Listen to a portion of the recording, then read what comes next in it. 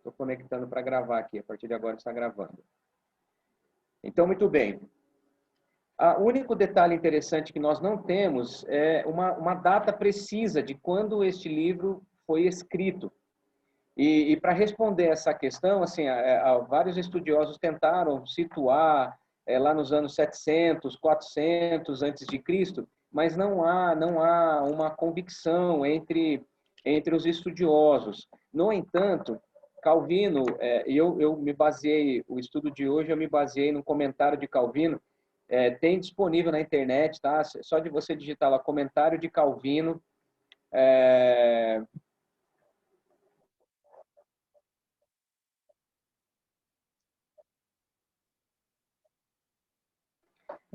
comentário de João Calvino de Joel. Ele conseguiu escrever 110 páginas comentando 3 capítulos de Joel. Um negócio fantástico.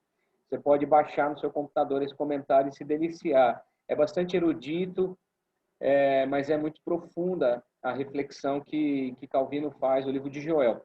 E ele menciona, ele tem no comentário de Genebra, diz que ele tem uma firme postura com relação à data do livro, que não é possível datar o livro de Joel, justamente porque a sua mensagem ela cabe em qualquer era, ela cabe em qualquer época, por causa do seu conteúdo, por causa do propósito. Então, é possível dizer que Joel está separado em 2 seções. A primeira delas vai do versículo 2, já que o Joel 1:1 é uma apresentação apenas do profeta.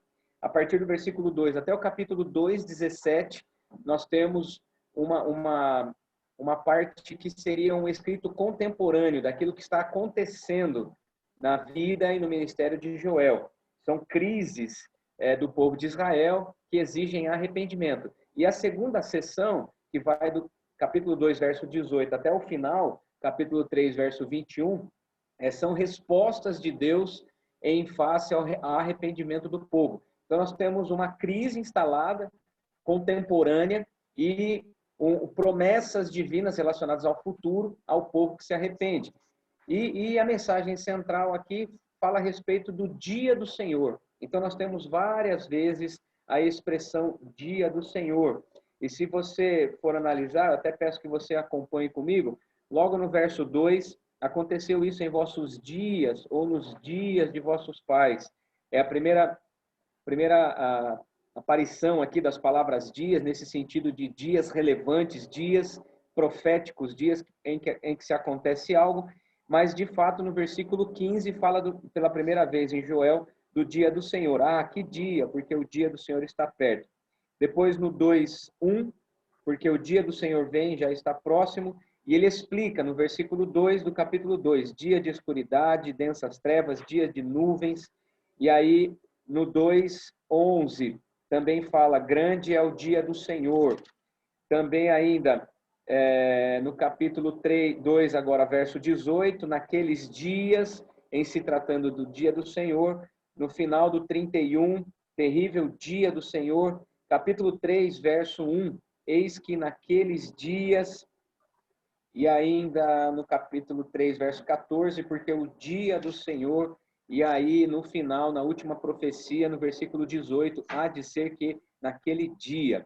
Então, é uma clara menção do dia do Senhor, que traz salvação para aqueles que estão salvos e julgamento para aqueles que estão condenados. Então, é óbvio que Cristo em Joel aparece nessa promessa de salvação, nesse dia do Senhor, nesses dias terríveis que correspondem ao julgamento para quem não está no Senhor, mas salvação e confiança e esperança para aqueles que estão no Senhor. Eu vou, dada essa breve introdução, eu vou fazer algo diferente hoje. Eu vou apenas acompanhar versículo por versículo, e até 8:30, até umas 9:40, nós vamos tentar aqui, versículo por versículo, tentar decifrar o que está por trás do livro de Joel. Vocês vão ver que estudar a Bíblia com cautela, com calma, é trabalhoso, mas ao mesmo tempo é muito compensador, porque você chega a resultados incríveis. Então vamos juntos, ó. Vamos, capítulo 1, verso 1. No início do livro, ele censura a estupidez do povo, porque está passando fome, mas não consegue perceber que está passando fome. E depois ele anuncia que, diante desses males, nos próximos dias, problemas ainda piores podem acontecer, mas ele exorta o povo ao arrependimento. Então, essas duas sessões, até 2:17, a partir de 2:18 de Joel, você tem assim essa parte contemporânea, futurista, mas na primeira parte você tem o anúncio da crise e uma exortação ao arrependimento, e depois na última parte você tem então promessas e da parte do Senhor, onde ele realmente mostra a salvação para aquele que se arrepende, né? Então, vamos com calma. Vamos primeiro, eu vou colocando aqui algumas expressões que para mim foram muito importantes. Então, em primeiro lugar, ó, nós temos um Deus que é provedor. E isso aqui você encontra no capítulo 1, versos 1 a 4. Então, você vai acompanhando aí. Eu vou te dar um pequeno esboço à medida em que a gente for estudando. Até às 9h40, nós vamos versículo por versículo. Depois você vai como que dando sequência, tá certo? A esse tipo de estudo. Então, veja bem. Vamos apenas perceber o que está escrito aqui nos versos 1 a 4. Palavra do Senhor que foi dirigida a Joel, em primeiríssimo lugar. Nós não estamos falando de um grande profeta notório, conhecido, situado como outros profetas, até como Oséias mesmo na semana passada. O que eu quero dizer com isso? Que Joel, ele foi portador de um tesouro inestimável. Ser portador de uma palavra profética é ser portador de pepitas de ouro vinda direto do céu. E aí, como este Joel, filho de Petuel, uma pessoa quase que anônima, isso demonstra que a palavra do Senhor pode ser dirigida a pessoas comuns. Então, a Camila começou conversando aqui sobre profecia. Então, eu e você podemos receber palavras proféticas, mas podemos receber do Senhor palavras para alguém. É o que acontece aqui nesse primeiro versículo. E aí eu peço que alguém abra, por gentileza, em 2 Coríntios 5:20. Vamos fazer alguns paralelos. 2 Coríntios 5:20, e eu vou pedir que você leia esse texto. E uma outra pessoa abra em 2 Coríntios, capítulo 4, verso 7. E alguém, por gentileza, abra o microfone e manda rapidinho aí. Um leu este versículo 5:20, o outro 4:7. Por favor. Vou ler o 5:20, tá? Portanto, somos embaixadores de Cristo, como se Deus estivesse fazendo o seu apelo por nosso intermédio. Por amor a Cristo, lhe suplicamos, reconcilie-se com Deus. Então, a palavra profética... Posso ler o 4:7? Espera, ela pode. A palavra profética é assim, nós somos embaixadores, representantes. Então, é como que nós trouxéssemos um apelo, uma palavra de exortação, de motivação. E a palavra profética, ela é sempre positiva. Essa coisa assim, ó, eis que te digo, vejo uma nuvem de fumaça, vejo trevas, vejo fogo, eu vejo que você está em confusão. Essa palavra profética, ela é confusa. E ela não representa o que esse texto que o Pedrinho leu nos afirma. Lê de novo, Pedrinho, a primeira parte do versículo, por favor. Com certeza. Peraí. Portanto, somos embaixadores de Cristo, como se Certo. Deus estivesse fazendo o seu apelo por nosso intermédio. Como se Deus estivesse fazendo apelo por nosso intermédio. E Deus não confessa pecado em público, Deus não traz palavras de destruição, Deus traz palavras de motivação, Ele é amor. Então a palavra profética, ela precisa construir e não destruir. Se ela trouxer destruição, ela precisa ser questionada e aguardar que seja cumprida. Senão, você guarda no fundo do coração aí e manda um joinha para quem confundiu você ou ficou confuso. Recentemente, eu falei para vocês que nós vamos contextualizar o estudo de hoje. Vocês ouviram falar da pastora Flor de Lis, que assassinou a princípio, está sendo acusada com todos os indícios, homicídio triplamente qualificado, e era uma pastora, deputada estadual do Rio de Janeiro. O seu esposo, o pastor Anderson, foi assassinado. Ela é a principal mentora e executora do homicídio. E há indícios de muita orgia por trás da relação entre essas pessoas, e muitos pastores conhecidos aparecem em vídeos públicos no YouTube profetizando no altar. Essa pastora tinha 300 mil seguidores no YouTube, um escândalo nacional, e muitos profetas estão sendo questionados, muitos líderes nacionais estão sendo questionados porque estavam dividindo o púlpito e agora estão como que acobertando a pastora Flor de Lis. Eu não estou trazendo causa aqui, mas estou dizendo como que é importante você perceber a palavra profética que se comprova. Né? Então, eu vi pessoas profetizando para o pastor Anderson, por exemplo, que ele seria pastor de nações. Isso no ano passado. Só se for nações gloriosas, porque o cara agora está no céu, né? E foi assassinado pela pastora, sua esposa. Então, assim, eu não estou pedindo para vocês lerem, pesquisarem, nada disso. Eu estou dizendo o que está tomando a mídia. E aí, alguns pastores vão e atacam outros pastores e vira uma confusão por causa de falta de discrição, falta de sabedoria. E aí a gente precisa ter muita cautela na entrega de palavra profética e na própria recepção da palavra profética. Então, Joel aqui é uma pessoa comum, que pode sim entrar para a história como Joel entrou como profeta. Fiquem tranquilos que eu não vou matar o Daniel, tá bom? É o que esperamos. Então, vamos lá. Então, esses dois versículos aqui, o 4:7, Isaac, lê aí. Temos, porém, este tesouro em vasos de barro, para que a excelência do poder seja de Deus e não de nós. Então, nós somos vasos de barro. Então, não existe apóstolo, não existe bispo, não existe episcopado gospel. O que existem são ministérios diferentes. Então, eu não faço questão de ser considerado o apóstolo da Juventude AMP. Eu sou considerado um servo de vocês. Então, a palavra profética é ouro em vasos de barro, para que a glória seja do Senhor. Então, o que eu estou tentando dizer aqui para vocês é que a palavra do Senhor é que permanece para sempre. Eu passo, a Camila passa, o Fefe passa, mas a palavra do Senhor semeada no coração de vocês fica para sempre. Então, esquece esse negócio, gente, de olhar para o líder que tem 1 milhão de seguidores, aquela pregação de 1 milhão de views. Esquece isso, gente. Isso cai no tempo. O que fica é a palavra do Senhor. E o meu desejo aqui como líder de vocês é não ser perfeito. Eu sou vaso de barro. E eu reconheço aqui a minha fragilidade diante da palavra do Senhor. Mas conforme esses dois textos, eu quero aqui ser um instrumento de Cristo, representando Cristo, para trazer arrependimento, cura, esperança, salvação a vocês. Mas, ao mesmo tempo, eu sou o primeiro a me considerar um miserável pecador, vaso de barro, para que a glória seja amplamente e totalmente de Cristo. Então, essa é uma primeira percepção, logo no primeiro versículo. Aí nós temos o versículos 2. Ouvi isto, vós velhos, e escutai, todos os habitantes da terra. Aconteceu isto em vossos dias, ou nos dias de vossos pais? Isso que ele está dizendo é o que ele vai dizer a partir do 4. Esse isto, ouvi isto.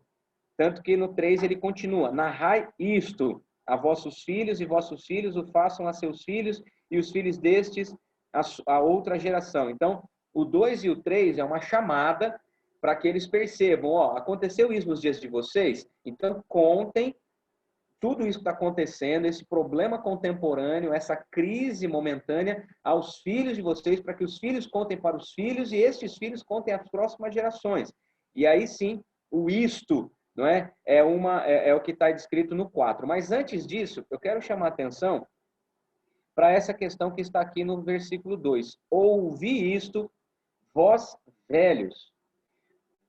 De acordo com os comentários bíblicos aqui, tanto da Bíblia de Genebra, tá? Eu quero mostrar para vocês aqui como que fica a minha Bíblia depois de um estudo, ó. Ela fica toda rabiscada, não só o texto bíblico, como o aparato, os comentários. Então, tanto o comentário de Genebra quanto o comentário de Calvino, eles dizem que essa expressão ouvi vós velhos é como que se fosse uma chamada ao zelo, a dar um passo atrás com relação ao progresso. A chamada aos velhos, via de regra, é você chamar as pessoas mais experientes para que façam avaliações, porque nós temos, em todo tempo, nós temos crise de geração, numa comunidade local, na sociedade, na família. Nós temos um neto que às vezes não consegue lidar muito bem com o avô e a avó e vice-versa. No entanto, quando Joel está chamando um velho, ele está dizendo assim: ei, velhos, prestem atenção no que aconteceu e contem isso, porque o testemunho ele é muito importante dentro desse ambiente do favor de Deus, de contar, de testemunhar aquilo que Deus fez e aquilo que Deus não fez. Então, a chamada aos velhos aqui é chamada aos zelosos, conservadores. Vamos lá, vamos perceber, né? Há indícios de que o atual governo seja um governo conservador, e não vamos entrar no mérito político, mas às vezes na história isso acontece. Vem uma fase progressista, vem uma fase conservadora, vem uma fase de avanços, vem uma fase mais lenta. Isso é comum, mas ao que parece, Joel está chamando os velhos. Velhos, abram os olhos, prestem atenção, porque os filhos e os filhos dos filhos e as próximas gerações, eles precisam ouvir o que aconteceu. E essa história de geração em geração, isso é muito importante na trajetória bíblica. Porque se eu deixar que os meus filhos aprendam Bíblia por conta própria, eu vou falhar. Se eu tentar deixar os meus filhos aprenderem Bíblia e cristianismo na internet, na escola, na sociedade, eu vou falhar. Como pai, eu preciso ser intencional. E eu levo isso também aqui para a minha vocação de pastor com relação a vocês. Ele está invocando o zelo da tradição oral, invocando o zelo de contar os feitos do Senhor. Então, ouçam isso, escutam todo mundo, porque aconteceu isso, aconteceu nos dias dos seus pais, então contem isso, narrem, falem o que está acontecendo nas próximas gerações. Aí o fruto desse anúncio é o que está no 4. O que deixou o gafanhoto cortador, comeu o gafanhoto migrador. O que deixou o migrador, comeu o gafanhoto devorador. O que deixou o devorador, comeu o gafanhoto destruidor. Ou seja, são 4 espécies diferentes de gafanhoto, né? E Calvino, ele colocou uma expressão muito bonita, ele esmiuçou, ele traduziu do original e ele colocou essas expressões: o resquício da locusta, que é um gafanhoto maduro, o besouro comeu, que seria uma versão mais jovem ou outro gênero de gafanhoto, o besouro comeu. E o resíduo do besouro, ou seja, o que a locusta não comeu, o besouro comeu. O que o besouro não comeu, a lagarta comeu, e o que a lagarta não comeu, a larva comeu. São 4 gêneros, 4 espécies de gafanhoto, mas que mostram a totalidade dos bichos que comem o campo. Desde a larva, que faz furos nas folhas, como o gafanhoto que vem e destrói uma plantação inteira. Alguns estudiosos aqui chegam a afirmar que seriam 4 anos de infertilidade por causa da destruição dos campos. Portanto, uma questão que gerou fome, porque 4 anos sem produção são 4 anos sem alimento no campo. Então, o alimento nutritivo está sendo colocado em xeque. E aí, Joel está dizendo justamente isso. Contem isso para as próximas gerações. Nós passamos fome. Nós tivemos um tempo onde gêneros diferentes de gafanhoto vieram e destruíram as plantações e nós ficamos um período indeterminado sem comida. Então, essa primeira parte mostra que Deus é provedor e ele tem controle da natureza, tá certo? Aí vamos para uma segunda parte, que seria aqui Deus chamando, Deus chama o povo à atenção. Que seria apenas aqui, ó, o versículo 5. Olha o que diz o 5. Ébrios. O que significa ébrio? Alguém abre o microfone e responde. Ébrios. Ou, se você estiver acompanhando aí na nova tradução da linguagem de hoje, já tem aí o significado. Alguém fala aí, o que é ébrio? Alguém? Acordem? Não, o ébrios. Acordem, ébrios. Despertai-vos. Ébrio, a palavra ébrio. Beberrões? Beberrões. A palavra ébrio, ao pé da palavra, é o contrário de Sóbrio. Sóbrio é a pessoa em sã consciência. Ébrio é aquele que está completamente embriagado, tomado por, via de regra, bebida alcoólica, certo? Então, aqui, ele faz essa chamada. Ébrios, despertai-vos, acordem, chorem e lamentem. Então, ele faz uma brincadeira aqui, ó. Ele está dizendo assim, ó, bêbados, acordem e lamentem. É uma chamada à atenção. É uma chamada à atenção. Anotem a palavra ébrio e coloca lá na sua redação. Faça como o Rick Society. Então, existem inúmeros textos bíblicos onde personagens bíblicos foram acordados pelo próprio Senhor. Então, nós temos Jacó que acorda de um sono profundo. Nós temos inúmeros textos bíblicos de Salmos e Provérbios, quando fala acordei, né? Acordado me satisfarei com a tua compreensão. O livro de Provérbios tem vários. Aí Isaías e Efésios tem uma chamada profética também, ó, desperta tu que dormes e Cristo te esclarecerá. Então, esse acordar quer dizer assim, ó, desperta, fica atento, tem uma coisa muito importante acontecendo. Ébrios, vocês estão como que bêbados, vocês estão como que tomados por vinho e não conseguem perceber que existem 4 anos de infertilidade sobre a terra. Os gafanhotos destruíram tudo, não ficou nada. Então, é uma chamada à percepção. Despertai-vos e chorem, lamentem. Então, esse choro aqui é uma constatação de que algo muito ruim está acontecendo e as pessoas estão embriagadas. Vamos atualizar o texto aqui. Nós estamos vivendo em pandemia e tem gente que não está nem aí para a pandemia. É como se Deus estivesse falando por meio de Joel. Bêbados, acordem. Nós estamos no meio de uma pandemia mundial. Bêbados, acordem. Deus está no controle de tudo, mas a vida mudou. É uma chamada. Deus chama a atenção constantemente do seu povo. E ele utiliza as mais diversas possibilidades, inclusive através da própria natureza. Não dá para a gente fazer teologia contra a bebida alcoólica, não é essa a questão aqui, tá certo? Não é assim, tem gente, existem muitas pessoas que falam que bebida alcoólica, independentemente da quantidade, é pecado. Não vamos entrar no mérito da questão, eu tenho uma posição muito tranquila sobre isso, mas não dá para fazer teologia com base nesse texto.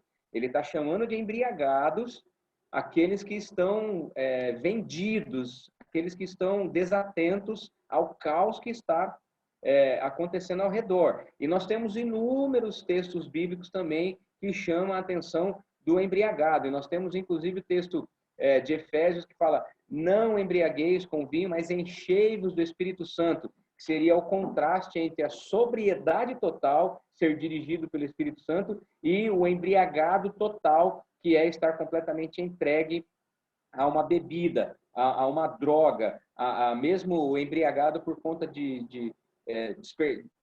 sei lá, estar despercebido, ou seja lá o que for. A nossa luta também contra o nosso inimigo, e para a gente lutar contra os nossos inimigos, a gente precisa estar sóbrio. Imagina um exército de embriagados. Imagina um grupo de profetas, um grupo de crentes saindo à rua embriagado.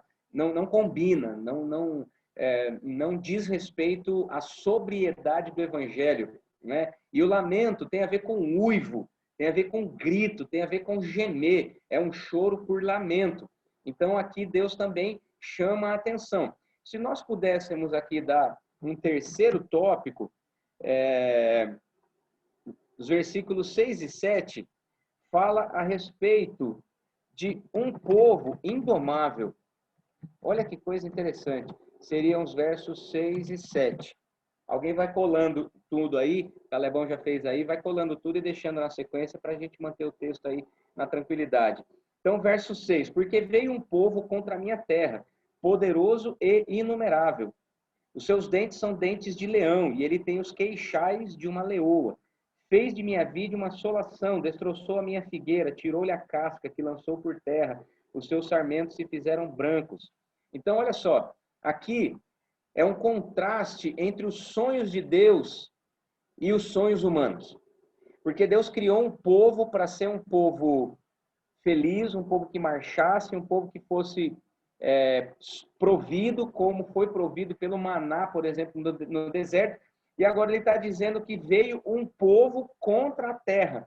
Então Deus levantou um povo para habitar a terra, e esse povo que era para ser saciado pela terra, eles então destruíram essa terra. E aqui ele utiliza duas expressões, né, relacionadas ao leão, dentes de leão e queixada de leoa. Essa é uma expressão clara a respeito da fúria de uma mordida de leão, né? Se você tiver um animal grande, por exemplo, um pastor alemão, um Rottweiler, mesmo os mais dóceis aí, como que é o nome do cachorro da Bia, mano? Labrador, Golden. Aí se você tiver então o Pitbull, né? Você tem, os caras falam que a mordida de um cachorro como esse é 1 tonelada, né? Então imagina os dentes de leão, a queixada de uma leoa.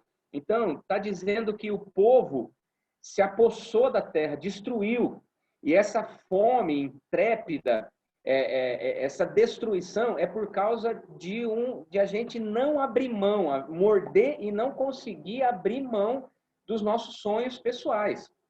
E aí a gente acaba destruindo os sonhos de Deus, né? No versículo 7, fez da minha vida uma assolação. Ou seja, Deus criou um sonho de provisão, de suprimento, de soberania, e o povo se agarrou como leão, como dente de leão, como queixada de leoa, numa disputa por comida. E acabou destruindo aquilo que era para ser um sonho. Destroçou minha figueira, tirou-lhe a casca que lançou por terra, os seus sarmentos se fizeram brancos. Uma pergunta. Qual o texto bíblico do Novo Testamento que te faz lembrar a palavra figueira? Perguntinha aí para aguçar a curiosidade, mas ao mesmo tempo a atenção de vocês. Figueira.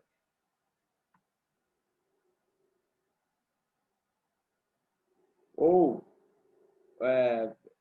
fez de minha vide. Vamos melhor assim, ó, na primeira frase do verso 7. Fez da minha vide. A gente canta uma música do Asaf, tem feito sua vide florescer. Videira. Qual é o texto que te vem à mente? Videira. Dou-lhe uma. Camila falou uau. Não! É Abacuque, né? Não lembro. Novo Novo Testamento. No Vai lá. Novo? Não sei onde Novo fala. Testamento. Videira. Vou escrever. Videira. Vai lá, dou-lhe uma. Videira. Eu sou a videira verdadeira. E vós, os ramos. Tá em João, não tá? Isso, João capítulo 15. Então Jesus está dizendo assim, ó, eu sou a videira verdadeira. João, eu sou a videira verdadeira e vocês são os meus ramos. Então ele continua dizendo ali, ó, fez da minha vide, da videira, uma assolação, destroçou a minha figueira. Jesus tem um episódio onde ele manda secar uma figueira que não dá fruto, tirou a casca, lançou por terra os seus sarmentos. Sarmento aqui é o ramo da videira, se fizeram brancos. Então a gente já tem aqui uma clara menção de Jesus, que lá em João 15 ele fala, eu sou a videira verdadeira e vocês são os sarmentos. Vocês são os ramos dessa videira. E nesse contexto, por causa da queixada da leoa, por causa do povo que morde e destrói a criação do Senhor, então os ramos ficam sem fruto, porque há impedimento de criação, de frutificação. Então, o sarmento branco, ou o ramo branco, quer dizer que não há fruto nele, tá certo? Então, é uma clara menção da infertilidade desses 4 anos, ou desse período indeterminado que o gafanhoto destruiu, e é uma clara menção de um julgamento, de um castigo de Deus por causa da infidelidade do povo. Então, olha quanta coisa a gente pode aprender versículo por versículo. Vamos ver agora os versos 8 e 9, que são muito interessantes. E aqui, se a gente pudesse colocar aqui um item 4, a perda do que é precioso, que está aqui nos versos 8 e 9. Olha que coisa linda. lamenta com a virgem que pelo marido da sua mocidade está cingida de pano de saco. Cortada está da casa do Senhor a oferta de manjares e a libação. Os sacerdotes, ministros do Senhor, estão enlutados. Então, presta atenção comigo. Imagina você, lamenta com a virgem que pelo marido da sua mocidade está cingida de pano de saco. Se a gente olhar a tradução da linguagem de hoje, vai dizer assim, chorem como uma jovem vestida de luto que chora a morte do seu noivo. Ou seja, uma virgem noiva, ela fica viúva antes do casamento. É para ser lamentada ou não? Você queria estar na pele dela? Sim ou não? Não. Então, uma jovem virgem ficou viúva antes do casamento. Está vestido de pano de saco é uma alusão, uma menção do luto. Vestir-se de pano de saco é sofrer declaradamente e publicamente o luto. Então, lamentar aqui, lá em cima ele já falou assim, ébrios, despertai, chorai, uivai. Então ele está dizendo assim, fiquem atentos, dê valor àquilo que precisa ser valorizado, porque tem algumas coisas que vocês estão perdendo e não estão dando valor. Então essa virgindade, essa santidade, essa pureza da juventude, ela está sendo perdida nos nossos dias e a gente não está se dando conta. E quem que paga o preço de não dar valor àquilo que é perdido? A igreja. Verso 9. Cortada está da casa do Senhor a oferta de manjares e a libação. A libação aqui é o beber o fruto da vide. Portanto, é a bebida, é o brindar a alegria. Então, na casa do Senhor não há mais sacrifícios, não há mais oferta de manjares, oferta de bebida. E aí os sacerdotes, ministros do Senhor estão de luto. Por quê? Porque perderam aquilo que era precioso. Nós estamos perdendo o que é precioso e não estamos dando valor. Nós precisamos lamentar. Galera, muitos de vocês estão perdendo a pureza da juventude, a pureza do ter amizades verdadeiras. Muitos de vocês não fazem para tirar sarro um do outro, para viver na incredulidade, já falamos na semana passada sobre prostituição, é muito pesado, mas quando você vende o seu corpo em troca de likes do YouTube, do Instagram, do TikTok, isso é perda da pureza. E aí, nós estamos como bêbados, perdendo aquilo que é precioso e não estamos dando valor. Então, aqui, nós temos uma possibilidade muito rica de explorar apenas estes 2 versículos. Nós precisamos lamentar como se estivéssemos perdendo dias preciosos, anos preciosos, crises preciosas para poder crescer.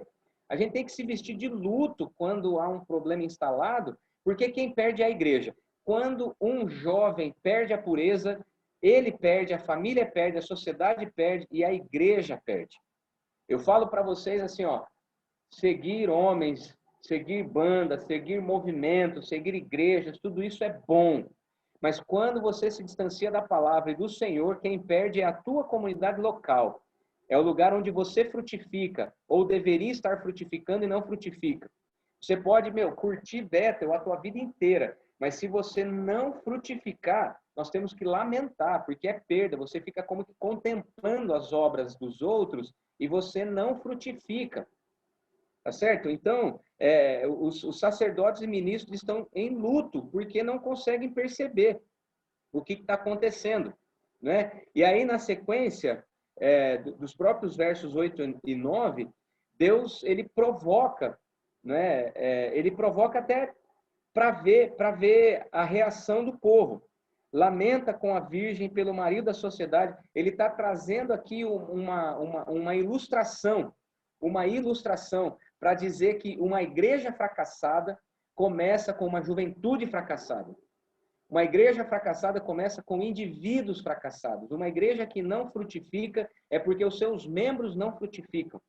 Então é por isso que a gente tem que ter essa percepção profética de que está acontecendo algo, a juventude brasileira está perdendo a pureza, está perdendo a virgindade, e nós estamos, às vezes, como ébrios, como bêbados, contemplando todas essas coisas. Tá certo? Não é uma palavra moralista, mas é uma palavra conservadora. E ele está chamando aqui ao zelo. Por isso que ele está invocando os próprios idosos, né? E essa ausência de frutos, a ausência de fruto da igreja é culpa nossa. Então, eu vou fazer uma pergunta. Você vai para a igreja, tudo bem que agora a gente tá sem culto presencial, mas as cadeiras vazias, quem são os responsáveis por ela?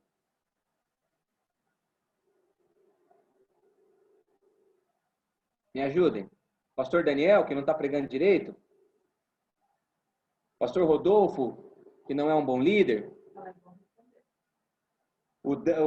A banda, a Thaís Bruder, que não está colocando o repertório da hora? O tesoureiro, que não está administrando com sabedoria? De quem é a responsabilidade dos bancos vazios da igreja? Não é? Então, hoje nós temos 28 pessoas aqui, nós já chegamos a ter... Nós já chegamos a ter 70, não é? E eu quero louvar a Deus por vocês que estão, eu quero dar o meu melhor aqui, não é? Mas nós somos os responsáveis, né? Uma igreja infrutífera, ela é o retrato de pessoas infrutíferas, né? E quem paga é a igreja de Cristo, né? E aí, então, vamos na sequência aqui, se a gente continuar, vamos para o versículo 10 e 11, que se nós pudéssemos dar um título, seria assim, uma pergunta. É o que, Calebão? É 5 já, né? O que fazer com um coração endurecido?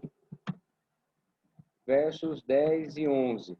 Uma pergunta, o que fazer com o coração endurecido? Ele responde aqui nos versículos 10 e 11. Né? Ele repete alguns exemplos. O campo está assolado, a terra de luto, porque o cereal está destruído. Percebe? Ele usou o sinal da virgem, usou falando que quem está de luto, quem está embriagado, está adormecido, precisa lamentar porque está perdendo aquilo que é precioso. E aqui ele explica, a igreja perde e na sequência ele está dizendo, a terra está de luto. Ou seja, está infrutífera a terra e vocês não estão percebendo, porque o cereal está destruído, a vide secou, as olivas se murcharam. Verso 11, envergonhai-vos lavradores, uivai vinhateiros sobre o trigo e sobre a cevada, porque pereceu a colheita do campo. E aí o 12 ele continua, a vide, né, a videira secou, a figueira murchou, a romeira também, a palmeira, a macieira, todas as árvores do campo se secaram. Não é? Então, assim, esse coração duro, essa falta de percepção, de denúncia do pecado, faz com que a terra esteja assolada e a gente tenha vergonha. O que você vai dizer de um lavrador que tem todos os recursos naturais para conseguir frutificar e não frutifica? É vergonha, é incompetência. Então, olha o que diz o versículo 11. Envergonhai-vos, lavradores. Envergonhai-vos, lavradores. Uivai, esse grito aparece de novo. Uivo, grito, não é? Vinhateiro, sobre o trigo a cevada, porque pereceu. Então, essa expressão aqui, né, de várias modalidades de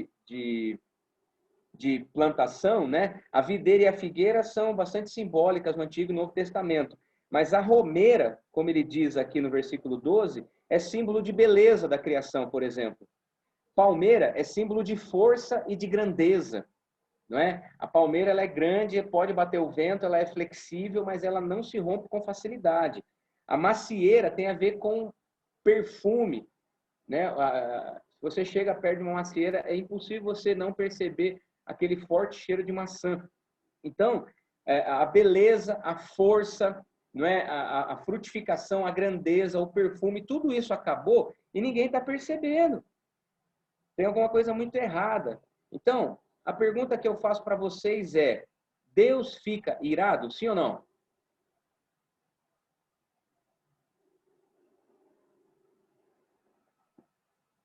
O que vocês acham?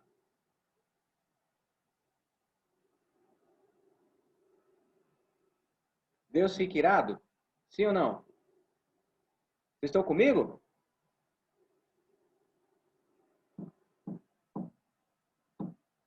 O que vocês acham? Quem acha que Deus fica irado, põe uma mãozinha.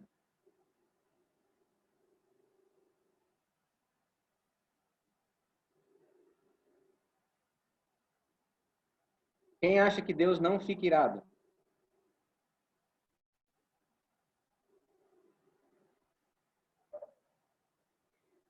Então, dentro desse aspecto exclusivo aqui da ira, né, é importante a gente lembrar que inúmeros textos bíblicos no Antigo Testamento, a destruição do campo,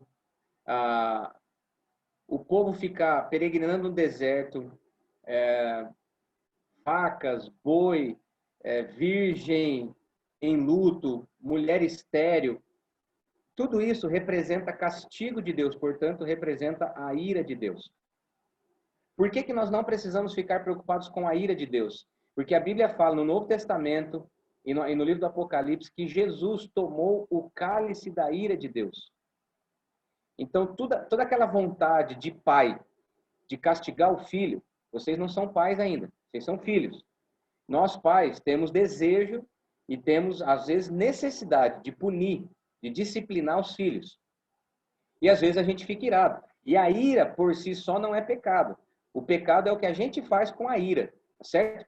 Então, a Bíblia fala, irai-vos e não pequeis, não deixe o sol se pôr sobre a sua ira, ou seja, não passe não passe de um dia para o outro irado, porque você pode sofrer as consequências dos teus atos. Então, Deus fica irado sim, Deus ficou irado com Adão, Deus expulsou Adão e Eva do paraíso, Deus ficou irado com o povo de Israel que desobedeceu, e aqui há uma clara menção da ira de Deus ao fazer com que o povo passasse por 4 anos de fome, de seca. Então, Deus fica irado, sim, senhor. Não é? Então, Êxodo, capítulo 4, Deus fica irado quando Moisés se recusa a ir. Números, Miriam e Arão falam mal de Moisés e Deus fica irado. Quando Moisés sobe para o Monte Sinai para receber os 10 mandamentos, Arão está embaixo, lá o irmão de Moisés está lá embaixo fazendo festa com o povo. A Bíblia fala que Deus fica irado com o povo, Moisés perde a cabeça, quebra as tábuas da lei. Então, Isaías, capítulo 5, fala da ira do Senhor e nós temos inúmeros textos. Só que por que a ira do Senhor não cai sobre nós hoje? Porque Jesus pagou o preço e tomou o cálice da ira na cruz e na ressurreição. Tá certo? Então, como que a gente evita a ira de um pai? Observando seus mandamentos, buscando uma vida de obediência, de santidade, de reconhecimento espontâneo quando se comete um equívoco, né? Então, via de regra, esses textos que mostram esse Deus irado, fala de uma chamada ao arrependimento, uma chamada à santidade. Olha o que diz a partir do 13. Cingivos de pano de saco, ou seja, você tem que lamentar o pecado e viver de luto. Você precisaria sofrer pelo pecado como uma virgem perde o noivo e sofre esse luto. Cingivos de pano de saco, lamentai, sacerdotes. Mais uma vez a palavra uivai, ministros do altar. Vinde, ministros de meu Deus, passai a noite vestidos de pano de saco, porque da casa de vosso Deus foi cortada a oferta de manjares e a libação. Aí no versículo 14, então, vem uma chamada à santificação. Promulgai um santo jejum. E se nós pudéssemos aqui dar sequência aqui, esse item 6 aqui, poderíamos chamar aqui de santidade, ao invés de... palavra que a gente poderia colocar aqui, insensibilidade, né? Já que a Virgem está sendo chamada, que seria aqui os versos 12 a 15. Santidade, ao invés de insensibilidade. Vocês estão vendo, tem fome sobre a terra, e a Virgem foi usada como exemplo, a igreja está infrutífera, então nós precisamos imediatamente resgatar isso, trazer essa sensibilidade, essa percepção. Santidade é o que Deus espera do seu povo. E aí, no versículo 14, então, ele promulga um santo jejum, né? Esse santo jejum é evidentemente uma chamada ao arrependimento e à santificação. Versículo 15, há que dia? Porque o dia do Senhor está perto e vem como assolação do Todo-Poderoso, né? E aí a gente poderia passar um tempo aqui falando versículo por versículo e se eu significado. Eu estou quase a 1 hora praticamente falando apenas do capítulo 1 e poderemos desdobrar em muito mais, né? Mas apenas para dar sequência e a gente não ficar com essa visão sempre do Deus irado, olha o que diz então capítulo 2, verso 12. Ainda assim, agora mesmo, diz o Senhor, convertei-vos a mim de todo o vosso coração, e com jejuns, com choro e com pranto, rasgai o vosso coração e não as vossas vestes, e convertei-vos ao Senhor, vosso Deus, porque Ele é misericordioso e compassivo e tardio em irar-se. Não quer dizer que Ele não fica irado, mas Ele tem paciência suficiente e grande em benignidade e se arrepende do mal. O que significa desse Deus arrepender-se do mal? Deus se arrepende? Deus fez coisa errada e se arrepende? Significa isso? Quem arrisca dizer? O que vocês acham? É que depois ali falou que terão comida em abundância. Então Deus ele tira, mas depois dá em dobro. Será que ele se arrependeu de ter trazido sequidão, infrutificação e agora como que é essa relação? Será que ele se arrependeu de ter trazido fome e agora vai trazer abundância? O que vocês acham?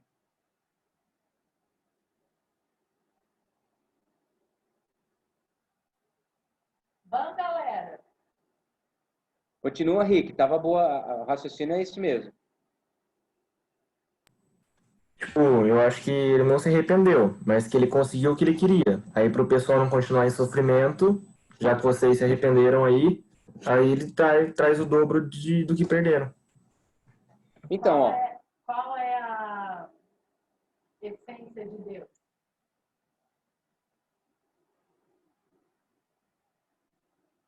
Qual é a essência de Deus? A Cá perguntou. É amor, não? Amor. Amor. Então, veja bem, ó, eu coloquei aí uma expressão, interação versus imutabilidade. Tá? Eu coloquei imutibilidade, mas é imutabilidade. Para algumas coisas, Deus é imutável. Para outras coisas, Ele é Pai.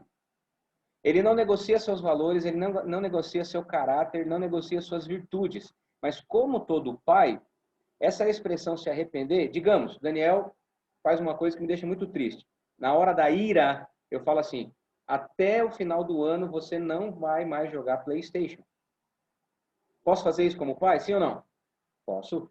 Estou irado? Estou irado. Ele me deu motivo? Provavelmente. Eu não faria isso sem ira. Tá certo? Aí, de repente, eu percebo que ele se arrependeu. Eu percebo que ele voltou atrás. Aquilo que ele me ofendeu, aquilo que ele me desobedeceu, eu percebo que ele voltou atrás. Então, chega lá em novembro, eu falo assim, filhinho, eu não apenas vou deixar você jogar PlayStation, como eu vou jogar com você PlayStation. Tá certo? Porque a essência de Deus é amor, é como a Cá falou. Então, não é que Deus se arrepende. Essa expressão, no português, ela vem assim, dá a impressão de que Deus fez uma coisa e voltou atrás. Não é isso. Mas Deus, ele interage com o povo, como um pai interage com o filho. Na hora da ira, na hora ele pune, a punição às vezes é muito severa, e quando você for pai e mãe, você vai perceber que às vezes o pai está irado e a mãe não. Aí o pai pesa no castigo e a mãe fala, pô, mas não é bem assim. E aí você tem conflito conjugal por causa do castigo de um filho. Isso é muito comum acontecer. Talvez você já viu seus pais discordando por causa de um equívoco que você tenha cometido. E você tem que ficar fora dessa briga, porque pai e mãe precisam se ajustar na hora de ter critérios na hora de educar os filhos, tá certo? Então, Deus como pai, ele é imutável em seu princípio, em seu caráter, em suas virtudes. Mas com relação à interação com o seu povo, ele pode fazer o que ele quiser, inclusive voltar atrás daquilo que ele tinha dito que ia fazer e de repente não vai mais, tá certo? Então aqui a Bíblia está dizendo que nós então, olha só, qual é então a motivação para Deus se arrepender de algo que ele tenha feito? Rasgar o coração. Rasga o coração. Nenhum pai mantém o coração duro quando vê um filho rasgando seu próprio coração. Eu me lembro de algum tempo atrás, o Dani cometeu um equívoco, nós ficamos muito irados, nós conversamos com ele, e ele no começo falou assim, não, pai, você não pode fazer isso, essa pessoa não pode saber, e aí, enfim, ele quis se proteger. E eu explicando para ele, filho, o que você fez foi errado e nós vamos precisar se retratar. Você precisa pedir perdão. Enfim, não vamos entrar em mérito, não quero expor o meu filho, evidentemente. Até o momento em que ele falou para mim assim, pai, eu reconheço que eu fiz errado. Eu reconheço que eu fiz alguma coisa que realmente entristeceu o coração do Senhor. Foi pecado. E aí, então, ele escreveu um recado no WhatsApp. Eu falei, antes de você mandar o pedido de perdão, quero que você mande para mim e para a mamãe. Ele escreveu um texto super delicado, super verdadeiro, pedindo perdão para a pessoa a quem ele tinha ofendido. E nós não interferimos no texto que ele escreveu, mas nós interagimos com ele e dissemos, filhinho, parabéns, é isso que a gente espera de você. Uma outra situação, a Beatriz e o Dani eram bem pequenininhos, cheguei em casa, já contei isso para vocês, dentro desse contexto. Vocês vão entender o que significa o coração de pai que se arrepende do mal, né? A Camila nervosa, eu chego em casa, a Camila nervosa, o Daniel chorando e a Beatriz aos berros. Por quê? Porque a Beatriz era pequenininha, estava no chão engateando, o Danielzinho foi lá e pisou em cima dela. Nota 10. Aí a Camila foi lá, admoestou, brigou com o Daniel e deu um castigo para ele. E aí ele estava no quarto de castigo. E a Beatriz chorando e a Camila nervosa. Aí eu cheguei, a Camila me explicou. Isso era final da manhã. Eu fiquei nervoso, evidentemente. Aí eu e a Camila, pais de crianças pequenas, precisamos saber como agir, pedimos a Deus direção, Senhor, o que a gente vai fazer? Uma situação muito inusitada, né? Uma nítida crise de irmãos, crise de ciúme, de um ocupar o lugar do outro. A gente pode perpetuar acirrando a disputa ou a gente pode fazê-los convergir. Então, havia ali um castigo instalado. A Camila tinha imposto um castigo para o Daniel, não me lembro qual era, não me vem ao caso. Só sei que eu e a Kai, a gente entrou no quarto e fomos conversar com o Dani. Ele tinha 4 para 5 aninhos, gente. Uma criança bem pequenininha. A gente foi conversar com ele e explicar para ele que o que ele fez era errado, porque ele pisou na irmãzinha que não tinha defesa, não tinha como se defender a pequenininha. E aí, nós perguntamos para ele, você reconhece que o que você fez foi errado? E ele começou a chorar, mas um choro doído, um choro dolorido. Sim, papai, mamãe, eu fiz errado. Eu fiz o que está errado. Aí eu perguntei para ele, Dani, por que você pisou na sua irmãzinha? Sabe o que ele falou? 5 aninhos de idade no máximo, não tinha isso. Que ela estava engateando, de 4 para 5. Ele falou, porque eu tenho ciúme dela. Porque eu tenho ciúme dela. Aos 4, 5 anos, a gente estava ali num diálogo familiar, impulsionando o nosso filho a confessar o seu pecado, a expor o seu sentimento que trouxe a ele uma ira incontrolável. E aí, então, o que nós fizemos? Pessoa que fala a verdade não merece castigo. Claro que algumas punições precisam acontecer e alguns pecados, alguns erros têm consequências. E aí, eu e a Camila, então, decidimos tirá-lo do castigo para ensinar para ele que quando a gente conta a verdade, ainda que tem consequências, a verdade é o melhor caminho. E até hoje os nossos filhos se expressam a nós e se expressam para vocês. Vocês vão conversar com eles, vocês vão ver que tanto o Dani quanto a B conversam mais pelos cotovelos. Porque a gente incentiva desde criança a expressarem seus sentimentos, a falar o que está sentindo. Pode, em determinado momento, pode até partir para outro extremo da inconveniência. Mas é melhor tirar o que está dentro, porque a verdade, o sentimento exposto, ele vale mais do que uma ira aprisionada. E um coração de pai não consegue segurar quando percebe um filho quebrantado, com o coração rasgado. Rasgai o vosso coração e não as vossas vestes. Você não precisa se vestir de pano de saco. É só você rasgar o teu coração e converter-se ao Senhor, porque Ele é misericordioso. E aí, então, tem aquele texto clássico de 2:28. E acontecerá depois que derramarei o meu espírito sobre toda a carne. Onde esse texto aparece no Novo Testamento? Quem arrisca dizer? Acontecerá depois que derramarei o meu espírito sobre toda a carne. Vossos filhos e filhas profetizarão, vossos velhos sonharão, jovens terão visões, até sobre os servos, servas, tal. Atos. Muito bem, Henrique Sossai. Atos capítulo 2. Atos 2, versos 17 e 18. O apóstolo Pedro menciona Joel A única coisa é que ele substitui a expressão depois pela expressão últimos dias. E acontecerá que nos últimos dias derramarei o meu espírito. Então, em Atos 2, nós temos este texto bíblico profetizado e cumprido. Olha como é fantástico esse livro de Joel. Uma profecia cumprida em Atos 2, depois do derramamento do Espírito. O apóstolo Pedro está dizendo o que foi profetizado pelo profeta Joel séculos antes de Cristo está sendo concretizado hoje, agora, diante de nós. Portanto, Joel, de fato, é um profeta notável, apesar do seu pequeno escrito, ele teve uma profecia cumprida de maneira determinante para a igreja cristã. Ele profetizou o derramamento do Espírito do Senhor, que aconteceu de fato em Atos 2. E também, em Romanos, capítulo 10, versos 12 e 13, o apóstolo Paulo menciona Joel, quando ele fala que acontecerá que todo aquele que invocar o nome do Senhor será salvo. O apóstolo Paulo, no capítulo 10, verso 13, ele repete essa mesma expressão. Todo aquele que invocar o nome do Senhor será salvo. Isso diante do arrependimento. Arrependimento que é fruto do senhorio de Cristo. Então, nós temos, assim, inúmeros textos que poderíamos mencionar, mas eu quero terminar jogando aqui para cima, a partir do versículo 18 do capítulo 3. Olha lá, capítulo 3, verso 18. E há de ser que naquele dia, ou seja, o dia do Senhor, o dia da volta de Cristo, os montes destilarão mosto, ou seja, vinho puro, e os outeiros manarão leite, e todos os rios de Judá estarão cheios de água. Sairá uma fonte da casa do Senhor e regará o vale de Sitim. Essa fonte da casa do Senhor somos nós, a igreja de Cristo. Nós estaremos naquele dia, nós estaremos como uma fonte jorrando para a vida eterna. O Egito se tornará em desolação, e aí o castigo para aqueles que não estiverem em Cristo. O dia do Senhor vem. Quem estiver em Cristo está salvo e vai viver eternamente na glória.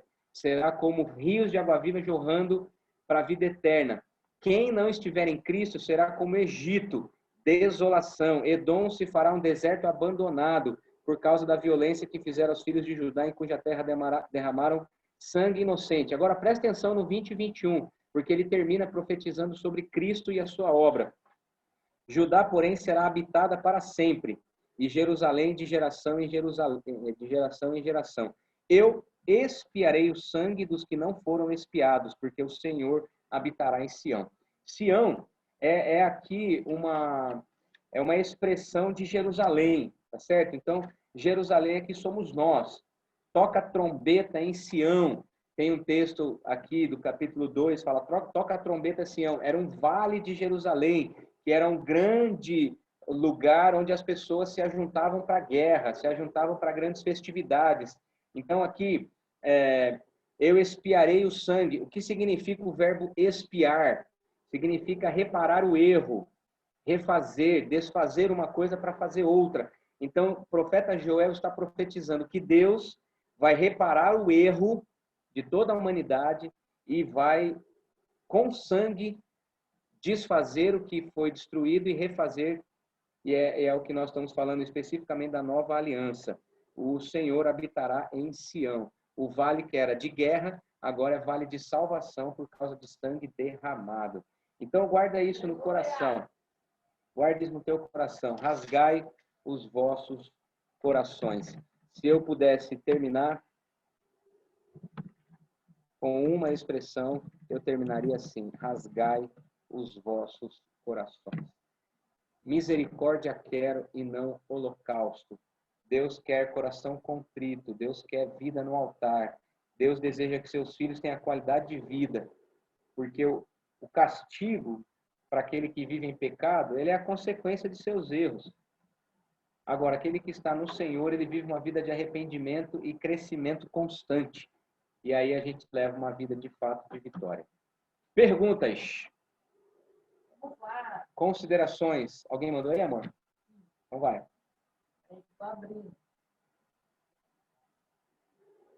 Exatamente, Rico. Teve uma pergunta que eu já respondi para a questão particular, mas vale a pena você responder aí, tá? Tá. se a profecia não se cumprir, significa que não veio de Deus? Nem sempre. Nem sempre. A caminhada do profético, ela é bastante complexa, porque existe muito sentimento humano naquele que profetiza e naquele que recebe a profecia. Então, quando a gente recebe uma palavra profética, a gente tem logo uma ideia de algo que vai acontecer em determinado momento.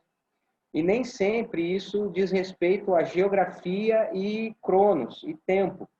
Então, a gente tem que guardar no coração e ficar atento, né? A gente sempre fala assim, isso faz sentido para você? Às vezes faz. Se fizer sentido, amém, glória a Deus. Se não fizer sentido, guarda no coração. Não quer dizer que não vem de Deus, necessariamente.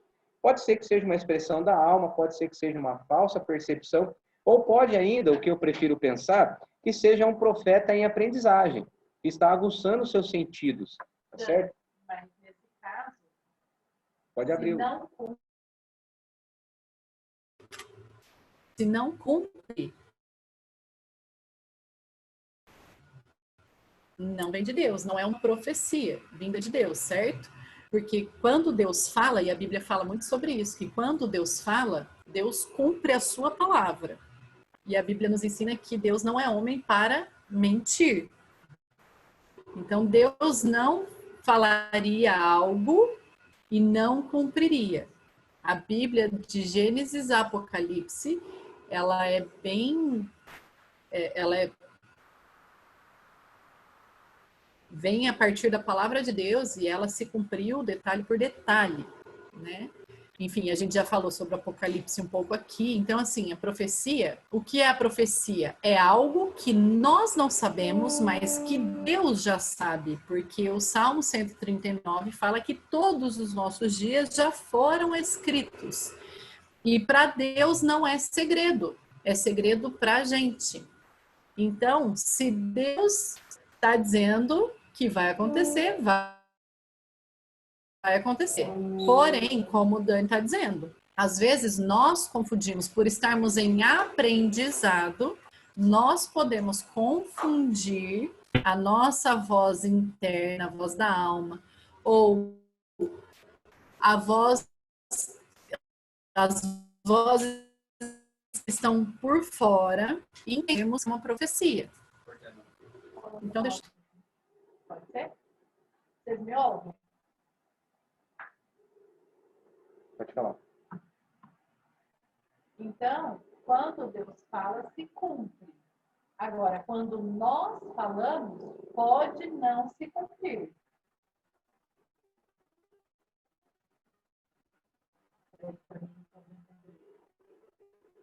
Porque quando Deus fala, cumpre, homem não. Porque a gente está em aprendizado. Mas Deus conhece todos os detalhes, porque Ele mesmo foi quem escreveu a história. Tem outra perguntinha aqui. Perguntas? Uma profecia seria algo que percebemos na vida de uma pessoa e que precisamos avisá-la sobre as possíveis consequências? Ou uma revelação divina que vem diretamente de Deus? Desmembra a pergunta. São duas coisas diferentes, no meu ver. Uma profecia seria algo que percebemos na vida de uma pessoa e que precisamos avisá-la sobre as possíveis consequências? Olha, veja bem, eu tenho bastante cautela em responder essa pergunta. Porque se eu tenho relacionamento com alguém, eu preciso fazer isso com base no relacionamento, não necessariamente no eis que te digo, tu estás em pecado, conserte-se, senão você vai para o inferno. Esse tipo de revelação, de avisar sobre possíveis consequências, isso, você não precisa de uma palavra profética para isso. Eu sou amigo do Caleb. Caleb está bebendo todas, ficando com as meninas. Eu não preciso ter uma voz profética. Como irmão, como amigo, como líder, eu falo, meu irmão, isso que você está fazendo não está certo. Como irmão, eu não preciso tornar isso uma palavra estritamente vinda de Deus, porque senão a gente corre o risco de estereotipar aquilo que faz parte do relacionamento bíblico, que é o confessar os pecados uns aos outros e orar uns pelos outros. Senão, ao invés de chegar para o Caleb no relacionamento e dizer, meu irmão, tá claro que você não está cumprindo seu propósito diante do Senhor. Porque senão eu corro o risco de dizer assim, Deus mandou te dizer, e quando Deus manda dizer, isso às vezes pode afastar ao invés de aproximar. Porque alguém na resposta pode dizer assim, se alguém está em pecado, ele pode não reconhecer. O povo aqui estava cego, estava embriagado. Como é que você vai falar em nome de Deus para um povo que está embriagado? Você precisa primeiro chamar a atenção e chamar arrependimento. Então, assim, eu tenho bastante cautela com essas palavras proféticas que anunciam dos riscos. Porque a palavra de Deus, ela motiva, ela não afunda. Então, se você vier dizer para mim assim, olha, eis que te digo, Deus mandou te dizer que você está em pecado. Eu mando calar a boca em nome de Jesus. Porque o Espírito Santo testifica no meu espírito que eu estou em pecado. E Deus vai, evidentemente, se eu for pego em pecado, eu me tornar alguém repreensível, alguém pode me repreender, evidentemente. Não é? Não só a mim, como a qualquer um de nós. Nós somos igreja, somos membros uns dos outros. E eu falo para você que santidade é um projeto comunitário. Mas, às vezes, nós fazemos isso com pessoas próximas a nós e nós distanciamos essas pessoas de nós. Exemplo, às vezes uma pessoa tem um pecado secreto, como pornografia e masturbação, que é um pecado secreto, mentira, inveja, que é um pecado que às vezes ninguém vê, não é? E aí vai lá uma pessoa da cela e dá um beijo e fica, e bebe, e põe nas redes sociais. Esse daqui vai chegar para aquele lá e vai dizer assim, ó, isso que eu te digo, Deus mandou dizer que você está em pecado. Só que daí, e esse pecado aqui, você não vai dizer para si mesmo que você também está em pecado, e Deus está mandando te dizer, te autodizer que você também está em pecado? Então, para que você vai repreender o pecado do outro, sendo que você não está percebendo o seu próprio pecado? Então, você está enxergando, né, a trave que está no olho do outro, né, você está vendo o cisco que está no olho do outro, mas não está vendo a trave que está no teu olho. Então, a gente precisa tomar cuidado nesse sentido com essa palavra profética que anuncia caos por causa de pecado, de pecado praticado.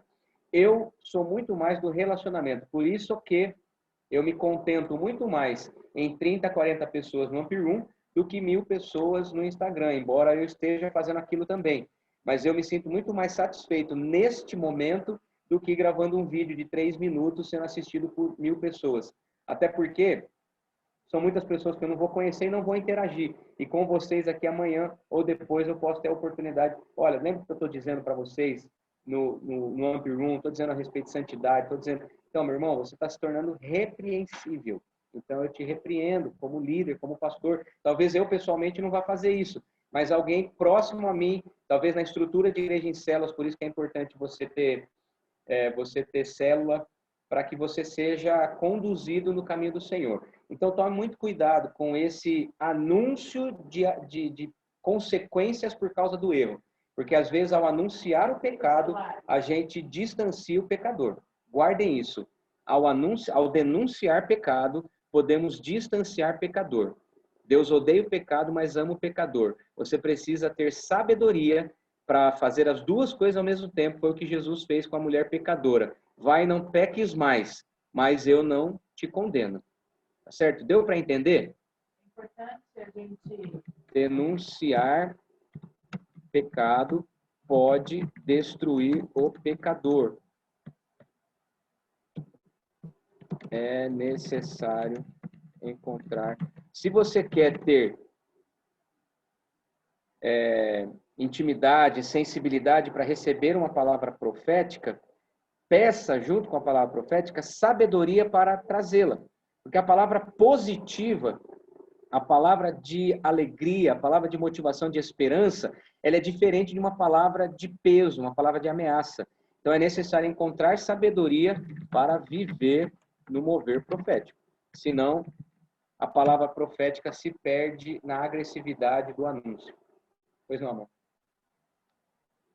Então, vale a pena considerar que assim, nós estamos justamente estudando Joel, que é um profeta do Antigo Testamento, certo? E o tipo de profecia que vinha no Antigo Testamento seguia uma linha. Mas como a gente entende, depois de Jesus, todas as coisas se fazem novas. E aí nós vamos ter, em 1 Coríntios, a relação, algumas, né, uma relação de dons, mas também uma relação que vai falar sobre profecia e da importância da profecia e como ela deve se dar. Então, se a gente considerar que a profecia vem para condenar, quem nos condena e a Bíblia nos fala é o diabo e não Deus. Porque Deus veio para nos libertar, veio para nos salvar. Então, a palavra que condena é a palavra que vem do diabo, não vem de Deus. Porque a palavra profética, depois de Jesus, ela vem para animar, para exortar e para consolar, animar e edificar. Edificar. Mas o que profetiza é esse texto de 1 Coríntios, 1 Coríntios capítulo 14, verso 3. Mas o que profetiza fala aos homens. E se fala aos homens, precisa ter sabedoria, amor. Então ele fala edificando, exortando e consolando. E é importante lembrar que exortação não é dar bronca. Exortação é o mesmo que animar. Por isso que eu estava já trocando as palavras para vocês poderem entender. Então, Dani, coloca na versão, quem tem aí de repente... Exortar é motivar. A palavra para disciplinar e reprovar é a palavra admoestar, que não é o caso aqui de 1 Coríntios capítulo 14. Na nova tradução da linguagem de hoje, esse versículo vai aparecer como... porém, quem anuncia a mensagem de Deus fala para as pessoas, ajudando-as e dando-lhes coragem e consolo. Ajuda, coragem e consolo. Então, essa aqui, ajuda, coragem e consolo, na nova versão da linguagem de hoje. Tá? É o mesmo 1 Coríntios 14, 3. Então, avalia. Se você pretende avisar dos riscos, das consequências, você precisa perceber se está passando por esse crivo. Ajuda, vai gerar coragem, vai trazer consolo, então você entrega essa palavra. Se não, você encontra uma outra forma. Peça a Deus, o Deus que te revelou, o Deus que te trouxe, o Deus que te iluminou para trazer essa percepção, é o mesmo Deus que vai trazer alegria e motivação, coragem na hora de você transmitir essa palavra. Qual era a segunda parte da pergunta, amor? A segunda parte tem mais outra pergunta, tá? Então, vamos terminando.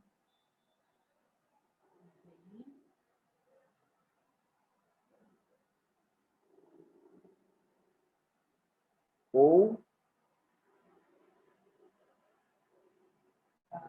precisamos avisá-la sobre as possíveis consequências ou uma revelação divina que vem diretamente de Deus. Sim, então, como nós respondemos, né? Sobre consequências, não vai ser exatamente assim que a profecia vai vir. Se for para ela acusar, ela não vai vir. Mas sempre ela vem como revelação de Deus. Por que é revelação de Deus? Porque ele já conhece. Nós não conhecemos. Por isso que é revelação. Outra pergunta, última? Outra pergunta. Demônios podem trazer falsas profecias? Não. Eu acho que a alma pode trazer falsas profecias. Mas demônio não. Eu acho que aquele que está em Cristo, o diabo não lhe toca. Sabe? A pergunta é se demônios podem trazer falsa revelação. Eu acho pouco provável. Eu não iria nessa direção, não. Eu acho que a alma é mais, nesse aspecto, é mais perigosa do que ação demoníaca. Se for uma coisa, veja, tá, deixa eu tentar entender a pergunta. Como a Camila falou, se for para trazer acusação, vem do inferno. Porque a acusação, a palavra diabo, Satanás, Lúcifer, tem a ver com acusação, com mentira, com enganação, né? Então, se a palavra que você tiver para profetizar, ela tiver acusação, então ela está a serviço do inimigo, ela ajuda mais o inimigo do que Deus. Então você tem que tomar cuidado. Agora, o demônio vir sussurrar, fala para ela que ela está grávida, aí você vai lá e... Não vejo dessa forma. Não sei se é nesse espírito a pergunta. talvez quem perguntou precisa se explicar melhor, ou, né, ser mais claro. A Camila falou assim, tem a voz de Deus, tem a voz da alma, tem a voz do diabo, a gente precisa aprender a discernir, né? Mas percebe que a voz do diabo, ele fala comigo. Então, se você já está no estágio de achar que a voz do diabo é para o outro, aí complicou. Então, é discernir primeiramente a voz de Deus para mim, o que é voz da alma. A gente tem falado sobre autoconhecimento, sobre autopercepção, né? E a voz da alma, ela grita às vezes, né? E a voz do diabo, ela também fala para nos trazer a acusação do nosso pecado. Agora, demônios sussurrarem para eu profetizar na vida do outro, aí realmente bastante complexo. Eu creio que os filhos de Deus, eles ouvem mais a Deus do que o diabo para profetizar em nome dele. Mais perguntas? Foi no sentido do diabo trazer falsas profecias para atrapalhar mesmo. É possível, mas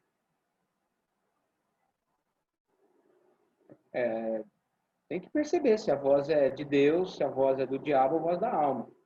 Olha, para quem quiser, o pastor Rodolfo escreveu um livro super bacana sobre o ministério profético.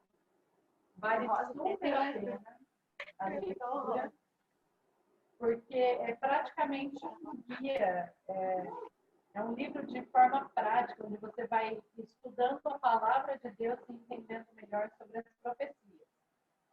Mas tem uma outra pergunta aqui, né? Como que Deus revela de que forma as profecias, né? Ou, enfim. Você quer responder? Como que é a pergunta? Deus revela de que forma as profecias? Olha, tem várias em primeiro formas. lugar, pela palavra, né? A palavra de Deus. Se fosse para a gente falar, talvez a gente possa trazer esse assunto de novo na semana que vem, porque o assunto hoje era Joel e não a palavra profética, né? Aí a gente precisa fundamentar um pouco mais a nossa resposta. Eu até prefiro que a gente deixe isso para a semana que vem, que já são 10h12. Deixe esse assunto pendente aí, só que ao invés de falar de Amós, a gente falaria dessas curiosidades aí, percebo que atrai mais vocês. Mas, só trazendo algumas ideias, toda palavra profética é confirmada pela Bíblia, toda, sem exceção, porque ela é a palavra de Deus para nós, certo? Mas a forma que Deus pode revelar, por exemplo, pode ser por meio de um pensamento que a gente acha que é um pensamento só nosso, por isso que a gente precisa saber, aprender a discernir entre o que é a voz de Deus, a voz da alma, a voz do diabo. Mas pode ser por meio, vamos lá, né? Aqui na igreja a gente faz cursos de ministério profético e a gente tem aprendido muito sobre isso, que as formas de Deus é muito criativa. Então, a palavra profética pode vir por meio de um desenho profético, através de uma visão, através de um sonho, por meio de uma oração, através de um cântico novo. Deus pode fazer de N formas com que a sua palavra chegue até o nosso coração e seja revelada para a gente. Deus usa pessoas, Deus usa uma pregação, então pode ser que neste momento eu estou pregando a palavra e você tenha insights de arrependimento, insights de percepção, ou mesmo numa canção cantada, ou seja, olhando para a natureza, Deus se manifesta. E Deus usa seus filhos. Deus usa seus filhos para trazer mesmo o céu na terra, aquilo que está escondido, tesouros, né? Então, quando eu falei logo no começo, né, Joel, a palavra do Senhor foi dirigida a Joel, filho de Petuel, é um cidadão comum, uma pessoa normal, né, que se tornou um profeta. Então, eu e você podemos nos tornar profetas. Eu até prefiro que você busque ser profeta do que receber profecias, porque quem corre atrás de profecias está com preguiça, a meu ver, de buscar na palavra, né? E é por isso que a gente se propôs a estudar os profetas menores, porque é uma forma da gente buscar as profecias bíblicas. E você percebendo Joel aqui, o povo está bêbado, o povo está embriagado, o povo não está percebendo a fome, a sequidão, está padecendo, está sofrendo, mas precisa ser sacudido. E como que é esse chacoalhar? Toca a trombeta em Sião, é período de guerra, é período de jejum, arrependimento, oração e adoração. Né? Nós estamos na igreja, inclusive, vivendo um período de jejum e oração com o livro Meus Discípulos, né, que é o nosso guia para essa nova campanha. E você pode, dia após dia, aí, durante 25 dias, refletir sobre os discípulos de Cristo para a gente poder aguçar a nossa percepção. Crescer na vida profética significa crescer na palavra de Deus. E a palavra do Senhor, ela se cumpre, né? Respondendo aqui a pergunta anterior.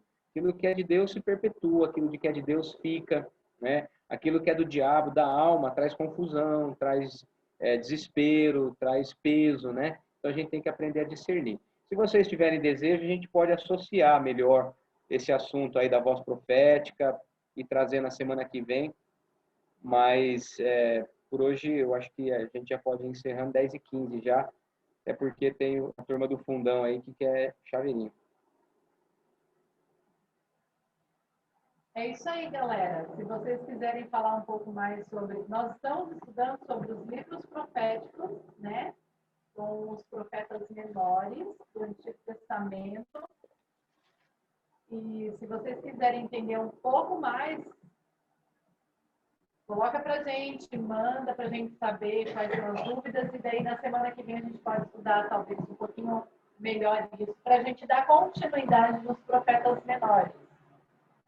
Certo? As perguntas que chegaram para mim, pelo menos, foram essas até agora.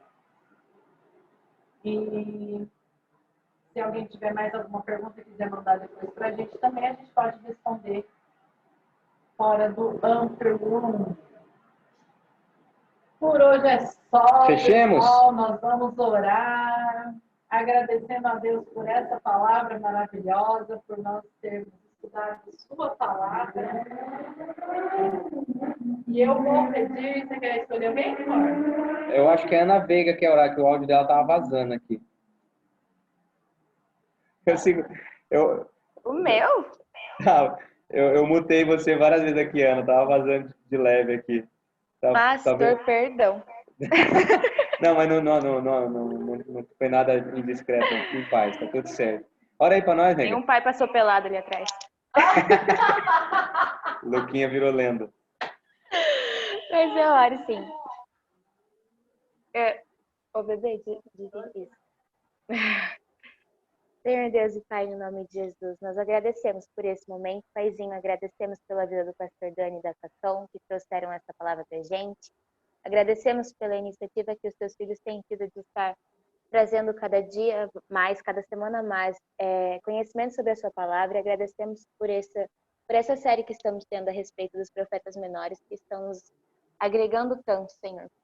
Eu peço que o Senhor possa estar fazendo com que os ensinamentos que tivemos hoje estejam virando frutos em nossa vida e que nós possamos realmente alcançar mais pessoas e que nós possamos ir atrás dos jovens para voltarem a vir para a igreja, que nós possamos ter um alcance maior, mas que seja da sua vontade, papai, que se for da tua vontade que continuemos com 20, 30 jovens aqui, que nós possamos continuar, mas se o Senhor quiser que voltemos a ter 70 pessoas aqui, Senhor, nós pedimos que o Senhor use as nossas vidas e que o Senhor continue nos abençoando com palavras incríveis e abençoando a vida do pastor e da família dele, porque eu sei que o Senhor tem muitas coisas para fazer ainda através da vida dele e através das nossas vidas, Paizinho.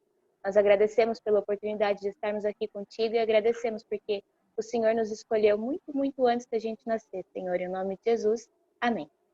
Amém. Amém. Beijo, lindezos. Você tem que passar o bolso para gente. Você não quer vir aqui, amor? Eu acho que tá mais estável aqui a conexão. Eu vou precisar sair, galera, botar as crianças para dormir, mas a Cá vai ficar aqui com vocês. Tá bom? Beijo, fiquem com Deus. Vamos finalizando por aqui. Até semana que vem. Até semana que vem, não. Até sábado no Amper. Gente, confiram lá. Setembro Amarelo. Juventude Amp no Insta fez uma postagem super incrível. Então, por favor, marquem os brothers, repostem. Vamos levar vida nesse Setembro Amarelo para as pessoas. E sábado, 20 horas, pelo canal do YouTube. Certo? Muito obrigada àqueles que nos visitam, que vieram pela primeira vez. Deus abençoe. Gus, muito bom ter você aqui. Manda um beijo para a Larissa, que ela já saiu. Massa ter vocês aqui, viu? Agora é a galera da zoeira, tá, Gus? Se você quiser ficar, o povo faz a maior bagunça agora. Então, Mas mas eu não, já tô. tá tarde. O Caleb e o Rick Dormir. puxando o saco do pastor Daniel, mandando beijo pra quem achar mesmo. Né? Buenas Não, vamos noches. atrás de chaveiro. Ai, seus interesseiros. Eu não preciso Ô, puxar Rick, saco pra quem achar. pelo